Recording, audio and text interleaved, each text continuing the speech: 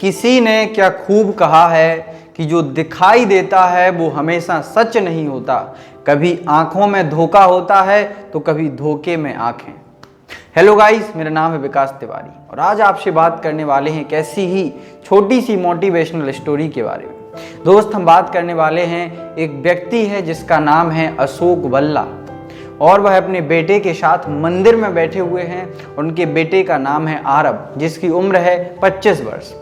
आरव अपने पिताजी से कुछ अजीब तरह के सवाल पूछता है, जिसकी वजह से वहां पास बैठे लोगों का ध्यान आरव की तरफ जाता है। बात करें वहां एक पास बैठे दंपत्ति की, जो कि अपना ध्यान आरव की तरफ से हटा ही नहीं पा रहे थे। आखिर आरव ऐसा क्या पूछता था? आरव अपने पिताजी से पूछता है कि पिताजी, गणेश जी की सूंड ऐसी क्यों है?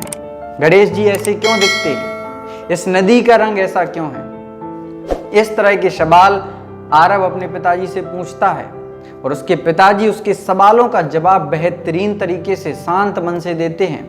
यह सामने वाली दंपत्ति सोचती है कि ये लड़का पागल है।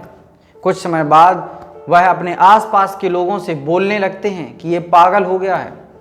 अगले दिन जब वह दंपत्ति आरव के पिता के पास आती है और उससे बड़ी हिचकिचाहट भरी आवाज में पूछते हैं, क्या यह आपका बेटा है? भल्ला साहब भी कहते हैं, जी हाँ, यह मेरा बेटा है और इसका नाम है आरव। यदि आप कुछ कहना चाहते हैं तो कह दीजिए।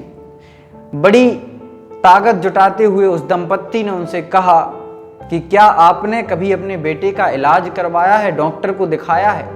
भल्ला साहब कहते हैं, भला मुझे अपने बेटे को किस लिए दिखाना है? मेरा बेटा तो इतना बढ़िया है, चुस्त दुरुस्त है। दंपत्ति को आश्चर्य होता है और वो उनसे कहते हैं कि आपको बुरा ना लगे, लेकिन आपके बेटे की उम्र भली ही 25 वर्ष हो गई, लेकिन उसकी हरकतें आज भी 4-5 साल के बच्चे जैसी हैं। यह बात सुनकर भल्ला साहब हंसने लगे। दंपत्ति को और आश्चर्य हुआ। तब उन्होंने उससे कहा कि सच यह नहीं है जो आप सोच रहे हो, जो आप बोल रहे हो, बल्कि सच यह है कि आरव बचपन से ही नेत्रहीन था।